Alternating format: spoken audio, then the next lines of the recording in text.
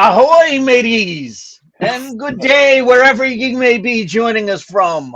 Welcome to another edition of the Digital Download, which is the The longest longest running week. weekly business talk show on LinkedIn Live, Oh, now I've missed this. globally syndicated on the IPGN radio network.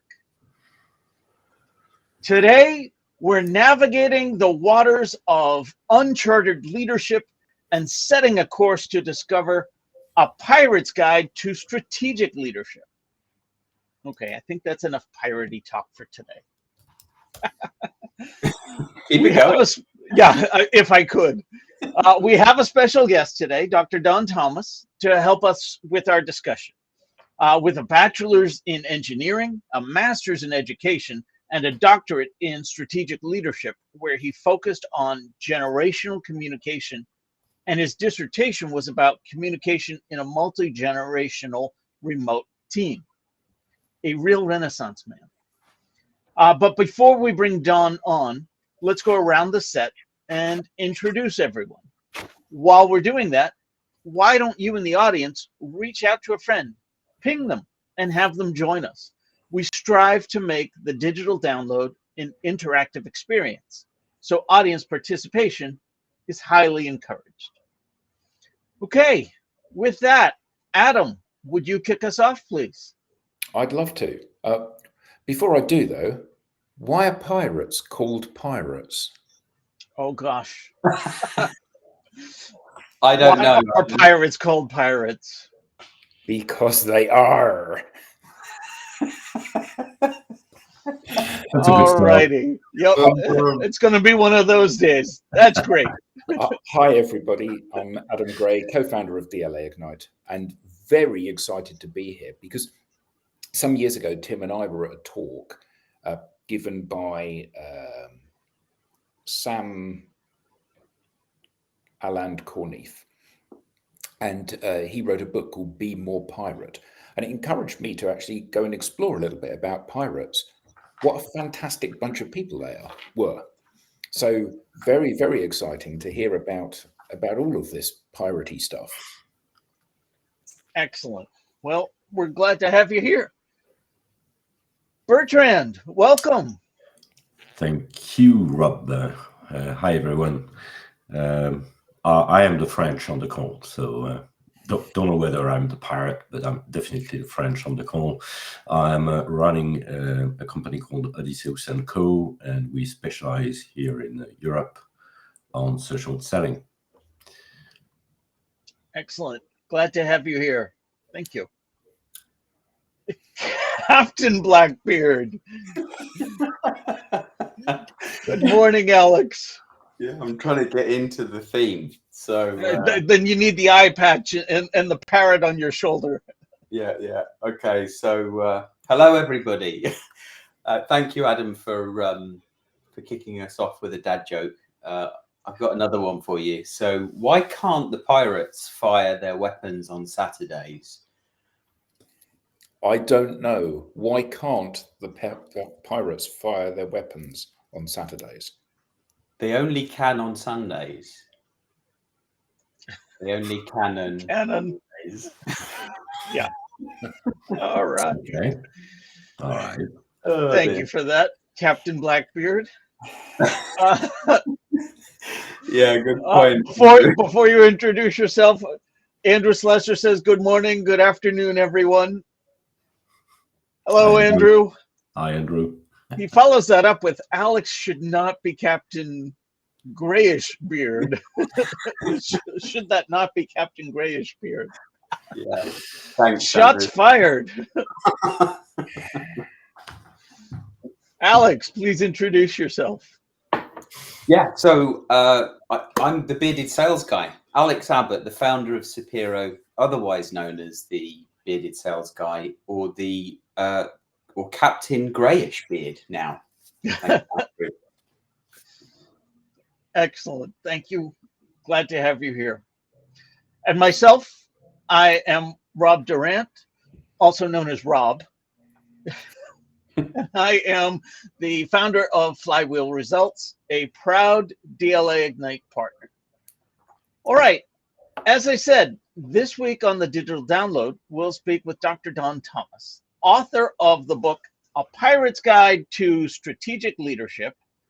His work promotes a blend of creativity, courage, and flair in leadership, advocating for adaptive and democratic organizational structures inspired by historical pirates. Let's bring him on. Don, good morning and welcome. Good morning. I didn't expect so piratey of a welcome, but fantastic. I appreciate that. All in theme. Absolutely. Don, why don't you please tell us a little bit about yourself and how you got here? Absolutely.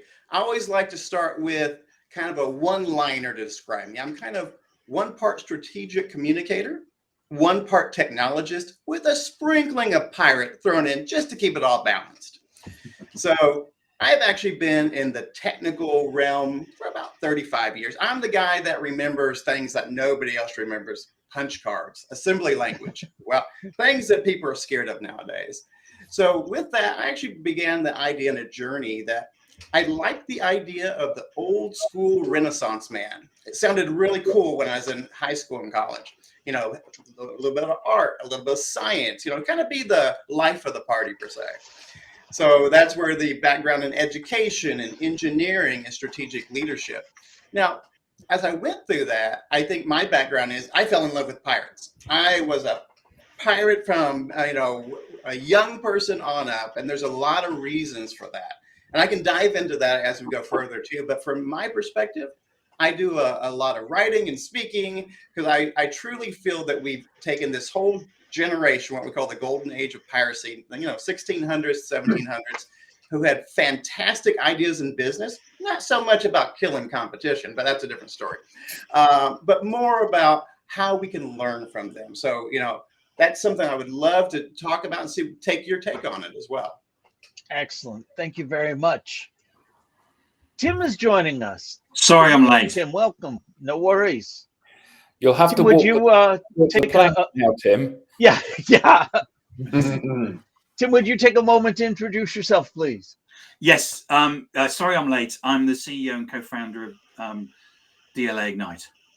Excellent. Thank you very much. I won't take up any more time. I'll sit back and be quiet. No worries at all. So, Don, let's jump right into it. I want to start with a foundational question. Go for it. What does a pirate know about strategic leadership? Ooh, excellent question. I think many times we look at pirates as maybe a little too cutthroat, maybe a little bit too dubious in morals, but they actually know quite a bit when you do the research. From a strategic perspective, I think pirates had it right. If you think about it, 1600s, 1700s, people were generally not happy. They were hungry. They were locked down in certain positions they didn't want to do, and they felt helpless. So many of these individuals started pirating. So although, like I said, killing people didn't work as well, although cutthroat in today's modern time doesn't quite translate the same way. But when we look at it, they had a few things right that we kind of forgot about for hundreds of years. First of all, they were adaptive in leadership strategically. They had to be able to have strategies based upon weather conditions, the strength of the enemy, opportunities of what to plunder, where to plunder, as well as they were very democratic. I was very interested in this type of research. We always see, movies and such, captain is the leader and will kick you off the ship, walk the plank. Not really historically. Historically, contrary to popular belief, pirate crews elected democratically most of their captains. And they actually had the ability to remove them as well. So it was a very democratic organization. If you were a bad leader, we'll go to the next leader. So that really made leaders, being captains, be more strategic in nature. They had to be fair in compensation. You didn't just get on a ship because you wanted to eat bad food. You wanted to have plunder. Same thing while we join certain things. Talk to people that started Google. They're the same way. They wanted to plunder the internet, and they did quite a good job at it. They're also great at branding. Oh my goodness. We talk about branding today. They did it hundreds of years ago. Think of the Jolly Roger. The different flags. They had images of fearlessness and different ruthlessness. And they're often flying these to give that feeling from a strategic perspective, we are the best of what we do. I mean, you've got those kind of strategies. They are very resilient. They did risk management, believe it or not. That sounds like a new topic, risk management, but no, they've been doing risk management for hundreds of years. You know, they were, what's the best way to navigate through storms and battles and uncertainties? We risked, we had analyzed. They did this all on the fly without a single computer. So I think the last thing I'll say about that is that they were very innovative. They were also global networkers. Just because you wanted something didn't mean you could get it. You had to network with different people, different organizations. I want to plunder the ship. I want to grab this. They had all the characteristics that eventually led me to call myself a pirate entrepreneur. And so I adopted a lot of that and put that into a strategic perspective of how can we do better as leaders, taking some of these old time concepts that really aren't that old. Wow. So let's dig into that a little bit. You bet. What can we learn from a pirate regarding strategic planning? What did they do that we could maybe do better? So, and that actually asks a question right before that. There's actually two types of global leadership when you think about it. You have operational leadership, the day-to-day, how do we get things done? You know, how do we make products? Then we have strategic leadership. So strategic leadership more looks at how do we do things in the future properly, 1, 3, 5 years, we would say nowadays, so that our operations don't go bad. And that's usually what kills an organization. So successful pirates, Edward Teach, Blackbeard, you know, what they would do is that they would actually have groups of organizations that would scout out competition strategically. They would look for who they are. They would look for opportunities, not just today, but what they're going to do in 6 months, as well as how do they build those networking relationships to ensure that occurred. So they started doing that type of strategy, not worrying about today. They had great people, theoretically, if you think pirates are great, on their ships doing the day-to-day, but they were planning out what that future looked like to be more successful using that type of strategy. All right. I remember reading about pirate, and one of the things that I was so impressed about was that in a time when people were very straightforward and simple in their view of things, pirates embraced the idea of same-sex marriage. They embraced the idea of insurance for people. So if you were injured, then you would get a payment from every additional plunder if you were injured on the job. Pensions and the opportunity to retire. This is hundreds of years before the rest of society adopted this kind of thinking. Remarkable, really. Correct. I mean, and that's the challenge. We had this, like I said, there were some flaws. You know, we're looking a few hundred years back, and that's fine. We get better as we go forward. But they had some novel concepts that people really squashed. You know, we had many of the Royal Navy and so forth just really removing all of that. And then we started again under a society of we know what's best for you versus we really want you to do whatever you want as long as it doesn't affect me negatively. So, I mean, I think they had some great ideas to follow on that. And, you know, we're now catching back up. That's the odd thing. Hundreds of years later, it's like, we just thought of something really great. It's like, no, they thought about it a long time ago. You mentioned risk analysis. So what can we learn from pirates about risk analysis?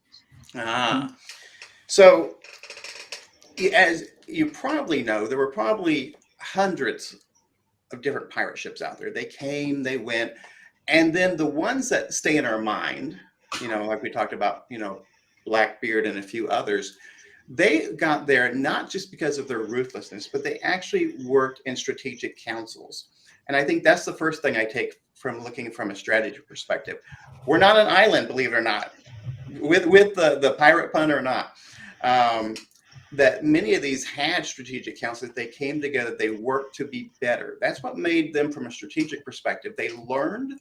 They were not beneath themselves, or they were not over anyone. They weren't beneath learning from another pirate as well. So I think that's one thing we take away from this. In today's world now, many times we look at it as, I've got to do it on my own, or I need to perhaps step on other people to move my way up. It wasn't really the pirate way. The pirate way was, how do we make it good for everyone? But to get there, I need to work with others. So strategically, we would look at shipping channels. We would look at maybe new technology. There are also early adopters of technology, believe it or not. In the naval realm, new technologies would come up. We think about them as like, oh, that's old school. But new things would come up. Pirates would gravitate them first, and they would be strategic. And they would also do risk taking to say, is this something that'll work? Is this something that we can plunder with? Is this something we can take into the ship out with? So they did those types of risk assessments, and then they worked with teams to say, what are you seeing? So I think that's the takeaway from that is successful pirates always worked with other pirates, that no pirate was an island, no ship was an island. And that's what we should really embrace in our world today. Listening to you talk there, Don, it's amazing. I'd never really seen pirates through this lens, this actually very positive lens that we can learn a lot from. There's so many negative connotations attached to the word pirate. So how much of your time do you spend convincing others that it's a positive? At first, probably 50% of the time, because we do have some great movies, some of the Pirates of the Caribbean movies that make pirates a little less than realistic. But then we have, historically, people have misspoke about pirates. And don't get me wrong, they were morally dubious, shall we say, most of the time. But every generation is. We look at, I'm a Gen Xer. I look at, Gen Z, and they think, what in the world is this guy thinking? We are grown, and we've become part of the society we work with.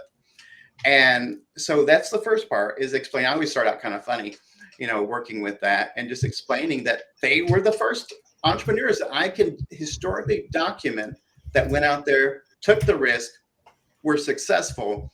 But then again, like most entrepreneurs, either you succeed or you're shot down or bought out, So nowadays, I probably spend 10%, 15% of the time trying to convince people that pirates, it's like, take 5 minutes. Let's talk about them for a minute as a historical group. I think it's kind of funny. I'll just add this little axiom in. I always tell people, especially if they're drinking somewhere, it's like, well, you do realize pirates made sure that what you're drinking is accurate, right? They proofed it. The proof concept comes from pirates. The reason, because they got tired of drinking watered down whiskey and brandy, which, by the way, were the primary spirits of pirates until the 1700s and became rum. But what they did was they added gunpowder into a mix of rum. And if it still ignited, it was proof that it was at least 57% alcohol. And so that's where that term proof comes from historically. And so we can thank pirates for having good drinks. Strong drinks, at least. Yes. So I'm glad you brought up Gen X and Gen Z, because I know that you are, a lot more than just pirate lore. What can you tell us about multi-generational communication? Oh, my favorite, and what most people want to talk about, because it's so mysterious to some, but so critical. So nowadays, it's very interesting the time we live in. We actually have 5 different generations working in the business space right now, from our traditionalists down to Gen Z. Gen Alpha is coming soon. And how we identify our generations really helps us do business better. Because what we do is we put them in categories, not based upon, it's 2 decades or whatever. It's based upon the idea of what influenced who they are. So if you look at me, I'm a Gen Xer. That means I was born between 1965 and 1976 or so. My generation is based upon the idea of what happened around us. We saw the Berlin Wall fall. We saw, the Gulf War. We are independent. We were the first generation to have the largest divorce rate from our parents, mainly because we were latchkey kids. Both of our parents were working, so we had to take care of ourselves, build independence into what we did, as well as, if you think about it, we are the generation that have 1 foot on each side of technology. I remember a corded phone. Not everyone does, but I also remember a cell phone as big as my arm. So we broached that particular technology, which made us strong in business, as well as the ability to work with others. It builds our communication. So each generation has a communication preference, what they're looking for in life. Like me, my communication preference for most Gen Xers is email. But you go back to boomers, a little differently. Traditionalists hate technology. So what I do is I teach people and organizations how to work with all these great generations, because they all have great pieces of value. But if you don't communicate properly, or you don't look at what their expectations are from a cultural perspective, or how do we reach a particular generation maybe in a remote environment, we usually don't do as well. We can only be as successful as bringing all these teams together. And so that's what I do a lot, is talk about how to reach these people, what makes them unique, what makes them a differentiator. I guess to some degree, I'm a multi-generational whisperer. You say each generation has a communications preference. Why don't they just follow mine? Mine's the best. And what is that preference? I really don't know, honestly. I can tell you it's not texting. He still texts everybody, Don. Oh, I try not to text everyone. That's more of a Gen Z millennial kind of communication. Of course, Rob is a millennial. Did you not know that? You're very kind, Tim. Thank you. Maybe Gen Alpha, 2010, 2012. But yeah, we divide these up into what happened to everybody, and they're not static. At one time we thought Gen Z was 2001 going forward. Then we shifted them back, from us geeky kind of people that look at this to 1997, because you based upon what goes on in the world. We had to add in some criteria that made them unique, the towers and everything falling. So we had to do that. Well, Gen Alpha, the brand new one hitting the marketplace, we used to think they were 2012. We bumped them back a little bit to 2010, because that's when the first iPad came out. And that's when we kind of see a delighting point between being truly born into technology. So my background is a lot of training and development. Each generation having their communications preference. When you pointed out to me, I go, oh yeah, that's obvious, but I don't think of that at first. Mm-hmm. I am curious about the implications of training and development across generations. Now, again, recognizing that they have their communications preference, both in terms of how I'm delivering anything I might be training and what I'm delivering in terms of training. How do you help the multi-generation training and development aspect of communication? Excellent question. I actually have to dig into my other backgrounds as well, because I have a background in education. And so that is the first part of it, is understanding how people learn. Most people don't realize that everybody learns at a different style. Most people, 90% of all people start out as visual learners. As guys and gals, we're young, we're toddlers, we visually learn. Young ladies generally start changing, toward teenage years, more they might be more, instead of visual, they might be more tactile. That's why we see people go into different sports. They become more auditory learners. And that's the first thing I always tell people, is really understand your audience if you can. And many of that would just based upon generations. And after that, I usually look at a group, and it's one of those, you scan the room in business to see who's around.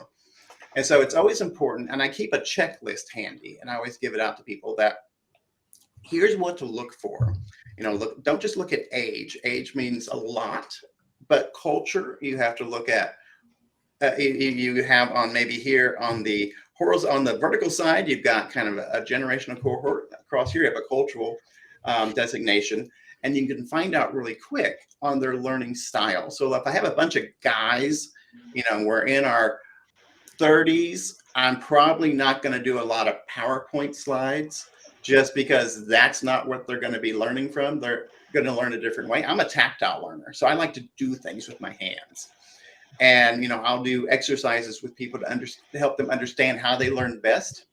And then I take that information and apply it to the cohorts as well, knowing where they're coming from. And a lot of it's just missing guess, kind of hunt and peck, missing guess sometimes. So we joke about the younger generation not wanting to use the phone. And while it's easy to joke about, what do they have to teach us about communication? What I love about our Gen Zs and some millennials, it frustrated me at first because I'm an email kind of guy.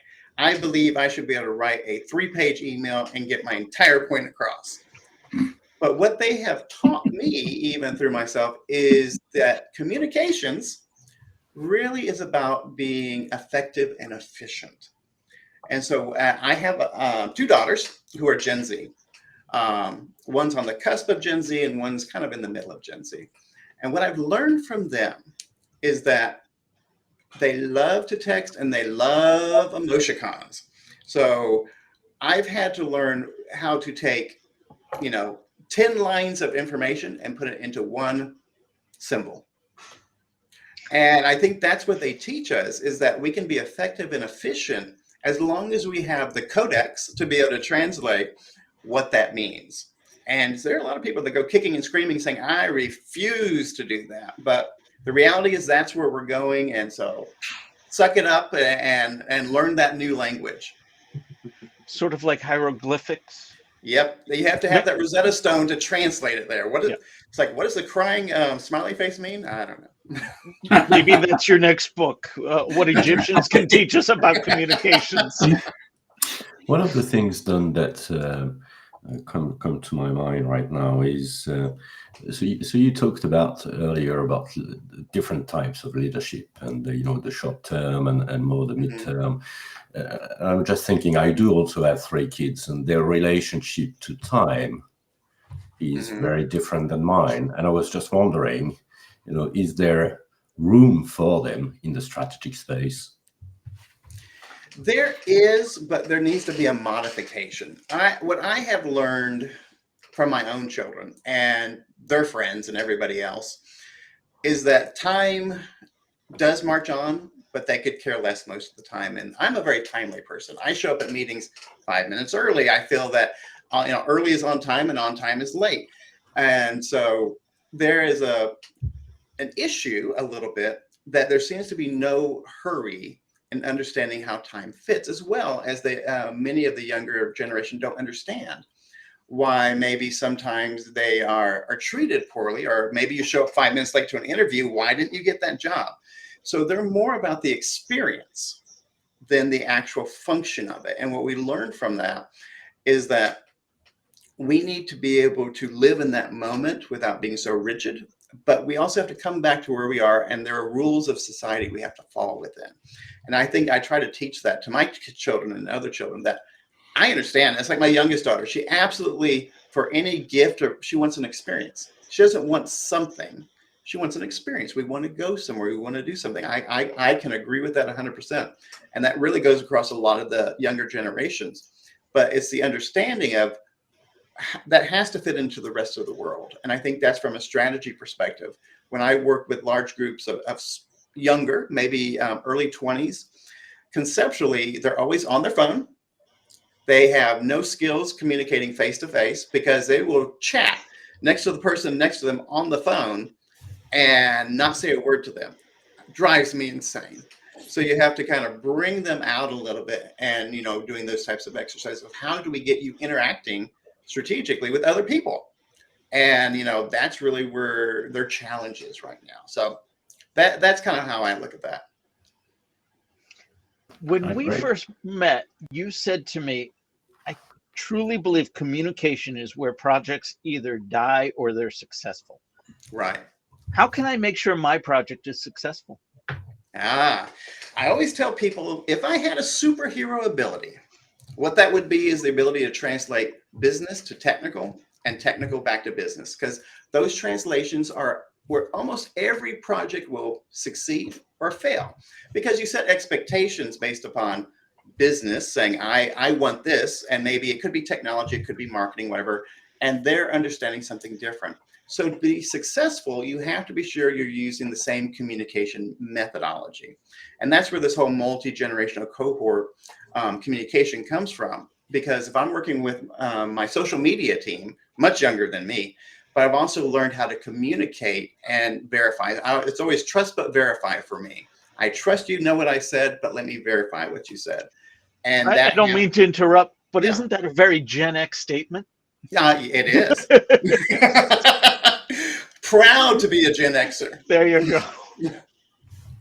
So those are really where it comes down to is you're absolutely 100% correct. I live and die by that idea of I hate the idea we have to translate nowadays. It used to be translation wasn't necessary.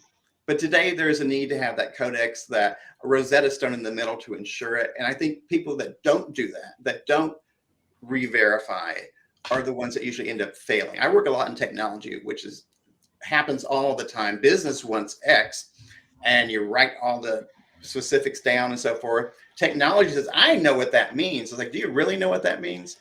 And so it takes that intermediary person many times to come in the middle and look, let's make sure we all believe the same thing. And that leads to a lot of success usually.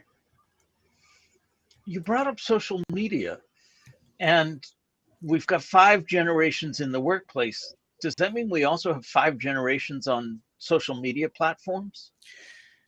Not 5. I can tell you now, the traditionalists, our oldest generation, most of them, well, I may have lied. A lot of them may be on Facebook occasionally, grandchildren and so forth, but they're not really active social media people. It's really from, I think, maybe about 3, well, if we count Gen Alpha, 4 generations, because they're the 6th one popping up there, are on there. And I believe, I'll be honest with you, I'll get on Twitter and I'll have my standard, cohorts there. I was like, I understand what you're saying. And then I'll get, feeds in. It's like, what the heck are you saying? So I do think that we have somehow invisibly made a different channel, not that we've defined it as a channel, for certain generational groups. And it is a challenge because I do know that, for many people, social media is the Bible for everything that's true. I talk to my children. But many times is, how do we do that translation? I'm still struggling with that, to be honest with you. I'm not perfect at it. I do see multiple issues there that I'm trying to figure out how to resolve.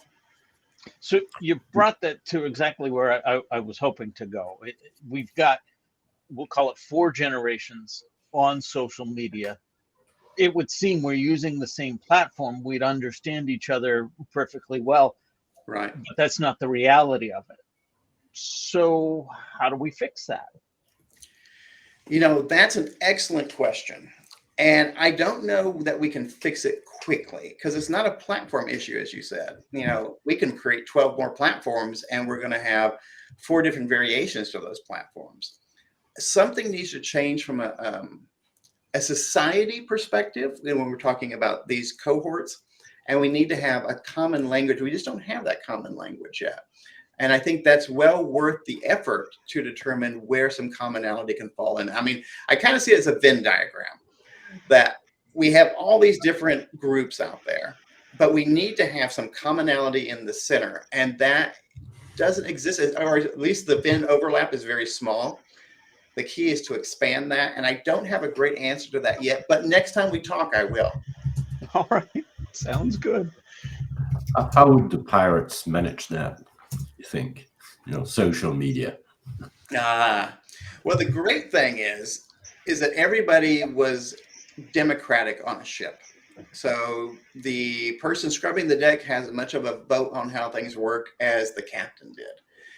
And many times it was rule of majority.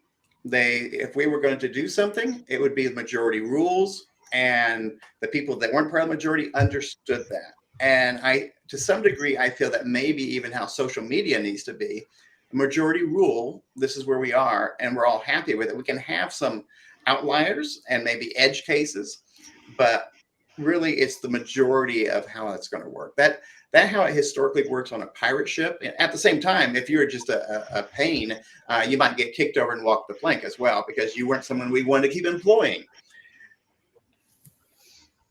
So when you talk about multi-generational communications, what are some tips that you give for those in the workplace? And the follow-on question, would those map over to social media platforms? So great question. So from the business perspective, when I talk to leaders that are pulling out their hair, not understanding why, because we have such a weird, in my opinion, business life ever since COVID, with the sheer amount of remote work and some on site, some not on site. You travel sometimes. I used to travel 80% of the time before COVID, and now it's down to almost nothing. And it used to be that we all got to see each other. And I'm a big believer that when we see each other, we work much better when we are physically in the presence of others. But that's hard. So when I talk to leaders, I talk about finding out understanding generically what cohort they're in. And not that that's going to answer everything, but that gives you a starting point. If I'm working with a millennial, it's good to know. After that, we start looking at and asking them and talking to them of saying, what is important to you? Because culturally, I can tell you, let's go to the millennials. Culturally, they have a feeling that they would like to be doing a greater purpose. So that greater purpose doesn't mean making money. They're really less money motivated. Gen Z are even worse than that. But they want to know that they're doing something socially responsible. So when you start putting those pieces together, you're able to work with them and say, what is the value proposition of you working here? What is it that's going to make you, I'm going to use the air quotes here, happy to work here, and that I can make you more successful? It's really that type of attitude that begins the journey for that. Because many times it is like pulling teeth to get Gen Z on a call that's not on your cell phone. Zoom calls or anything are out of the choice most of the time. They're somewhere else. So you have to understand that aspect of what culturally they're looking for, what motivates them. Usually not money. Money works. But for them, not so much. So it's doing that. Like I said, I usually give out a blueprint that says, here are all the generations that we have here. Here is historically what they like and what they don't like. That's just as important. But then after that, you need to build that relationship now that you understand the blueprint, go forth and make it real. And so that's been very successful working with leaders and walking them through those step-by-step processes. How much of the work that you do, Don, is about creating that narrative with leaders for their organization versus giving the organization the freedom to communicate in their own style? Most of the times when people reach out, it's because communicating in their own style has, in their opinion, failed. I always do a risk assessment as to where they are in that communication stream just by talking with people and so forth. But I think, and almost every, I'm going to say a secret. I'm not always a big HR person because it used to mean something different for me. But every HR person, everyone that's in those types of resources, truly is looking for the information of how do we reach these people, and they're looking for those blueprints. It's the implementation I find to be challenging many times. To me, it's second nature. Like all of you and what you do, it's second nature. But most of the time is getting people to understand why, why do people behave this way?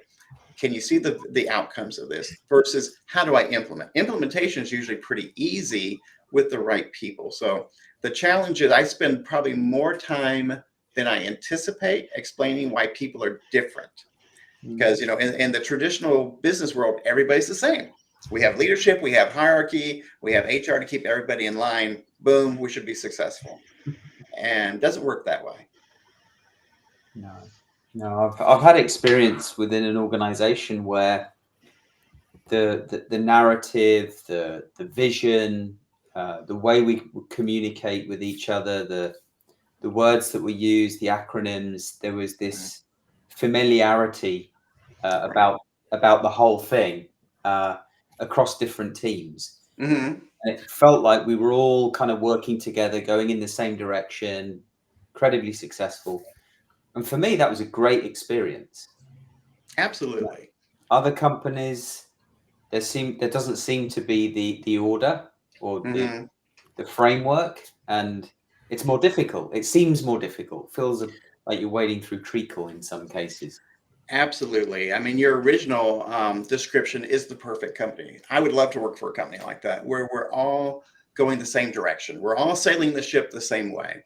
But what inevitably happens a lot nowadays, because, companies come and go, we've got so many changes, business is not the same as it was even 5 years ago, 3 years ago. Think of AI and everything, and everybody looking for shiny objects to look important and so forth. I think that's the challenge, is that everyone on a surface level knows we need to look a certain way. But when it gets down to the meat of it, we're all going different directions. You're rowing to the right and I'm rowing to the left because I think the left is much better than the right, but I'm not going to tell you that. And then you have leaders having those same types of issues, or working with people that just don't understand the vision. And that's part of strategic leadership, is casting that vision of, you operationally are doing the right thing today. You are rowing the boat all in the same direction. Good job. But we need to do more than row the boat. We need to have a strategic vision of where maybe we're adding sales to that boat. We're growing larger and bigger. And, here's how we're going to get there. And that eventually becomes that type of day-to-day leadership, as we move forward with more strategic leadership. It's a moving target, but it's a good moving target. And I think people don't get that. I think I see a lot, and I work a lot in technology and hospitals and healthcare, that we're all happy with the status quo. And status quo doesn't sit well for me. We don't change just because we change. We change to be strategically better. And I think that's what people are not seeing, is that when we're strategically changing to be better as a team, as an organization, we all start feeling that same momentum. And we actually go faster, because now we're going downhill. We get the momentum behind us versus trying to row uphill or backwards from each other. Is there, and I'm sort of playing this analogy through in my mind, but is there a certain size in which a company gets, and actually your method, your approach doesn't work, or is it just a case of growing the fleet? Yeah, it's really growing the fleet as into multiple, think of it almost as pods within a company. Usually most of the organizations I work with are, Fortune 1000 and smaller. It gets harder as you go up in size, because then you think of it as an armada. So if you're a single captain on a ship, you know what you're doing, you're going the right direction, plundering the right people, hopefully not killing too many. But as you get bigger, you say, I want another ship, and then another. And that's how companies grow. They make an armada in the same direction. And it's hard sometimes without a single voice or the connectivity between the ships, being the business units at that time, of how do we maintain that common flow. So it gets harder as you get bigger. It's not impossible. You almost have to have people dedicated to that time. And it's not, and I hear the word dedicated in my own head. And people sometimes are like, oh, well, let's just make it fluff. Let's make it happy. Let's have, game night. I don't know, whatever it might be. And that's not what it is. It's understanding why the people are working for you to make you successful. And because really, without the individuals, no success. You might as well sink your ship now. Where do we start? I mean, we want the easy button. We want the magic words. Oh, where do we start? I think it's always identifying that there could be an issue. So unless you're an entrepreneur or a solopreneur, 1, 2, 3 people, you probably don't need to worry as much about it, because you're captain of your own little dinghy and you're going the direction you're going. But as you get bigger, I think there's a head knowledge that has to be accepted. I talk to a lot of companies. They're like, we're perfect. We've got everything great. But then you talk to the employees, they're like, not so much. Maybe I'm not so happy. And I think it's identifying the fact that we probably have a problem. And if we investigate it and there's not, good for us, but there's probably something. We're not talking to the generations correctly. We're not giving them proper motivation. So I always start by saying, identifying there's a problem. Next, look for where those problems are. I mean, I always like open and honest communication, but that's so rare nowadays.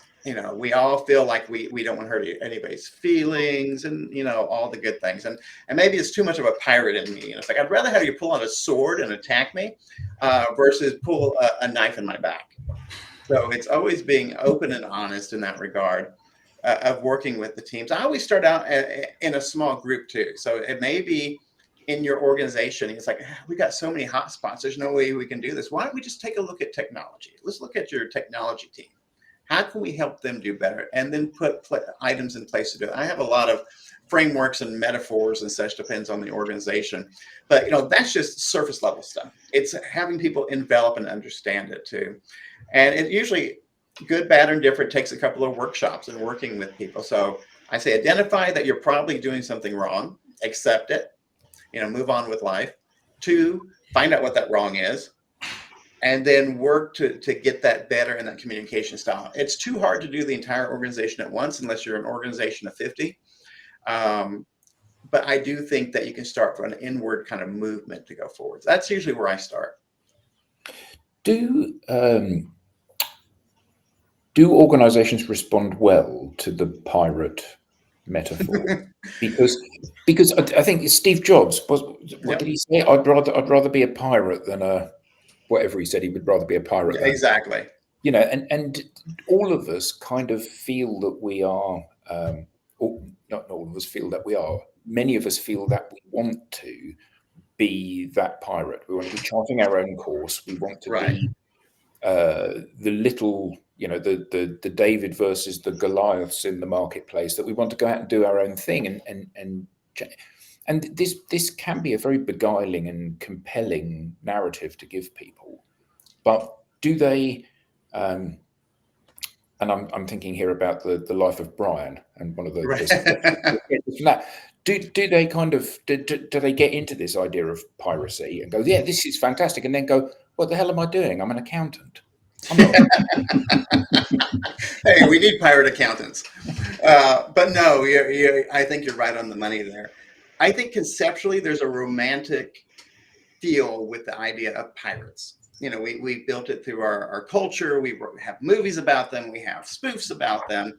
We write books about them. And I think at first people are like, I love the idea. It's, it fills a gap maybe.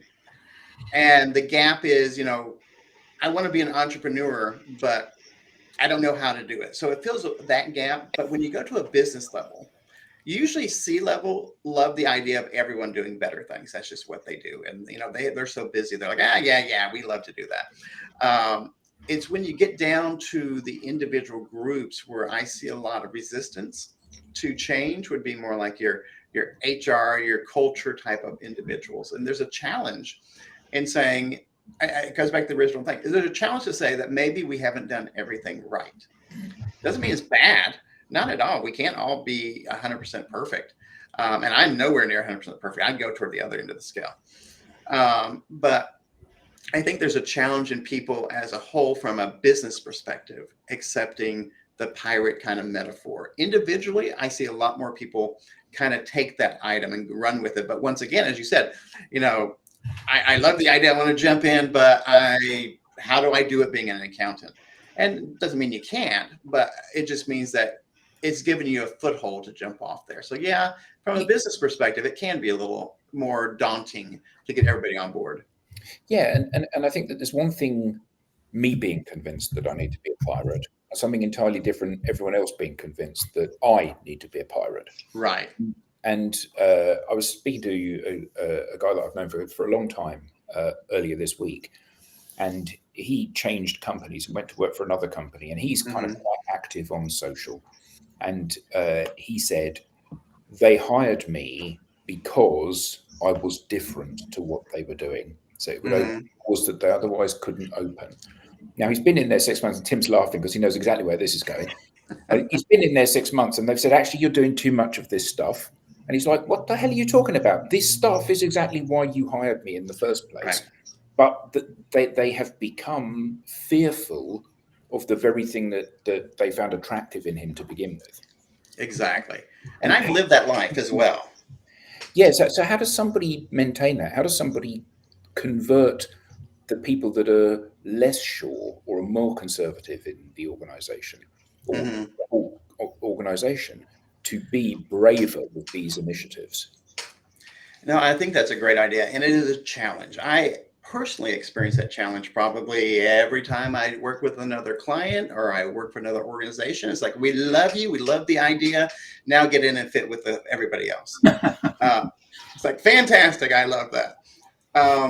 Usually it comes down because I've said earlier, I'm a very transparent person. So I love chatting with people and understanding what they liked and what they didn't like and why it's a challenge for them. And that sounds very simple, but usually that will tell me if it's going to be any change. Sometimes I found places where they've said, hey, we love you. We want you to make this change. You're the guy. And then now hush up and sit in the corner. When I used to live in Texas, we called it the person who used to sell roofing. So in Texas, there were many storms that would come by and your roof would get all torn up. Then a guy looks like me in a brand new white pickup truck, never been used before, with a ladder on back. It looks really good. Would come by and say, look, here's your price. And then you say, great, fix my roof. Now a completely different crew comes out that looks nothing like Don, an old beat up truck and everything. It's the art of surface level illusion. So they want people to say, hey, I wanted this person. I wanted Don in, and now I'm keeping him from other people as well, because he's kind of that linchpin to a catalyst of competition. So when I work with people up front, I just tell them, I'm who I am. If you're going to have to tell me not to do something versus me natively adhere to what you're doing. And I always let people know my philosophies ahead of time, because whoever hired me is not always the person I'm working with. So a lot of that comes down to the whole thing of, this is who I am. And if it doesn't work, I move on. I'm a pirate and I have other ships that I can take over and be elected to be a captain on. But it is difficult. I'll admit that, because I struggle with that daily as well. Don, this has been great. How can people get in touch with you? Absolutely. So you can always go to my website, which is, believe it or not, drdonThomas.com. If you go there, you'll see articles, books, philosophies. There's, you can contact me from there. It's a single one-stop shop for everything Don and Pirates.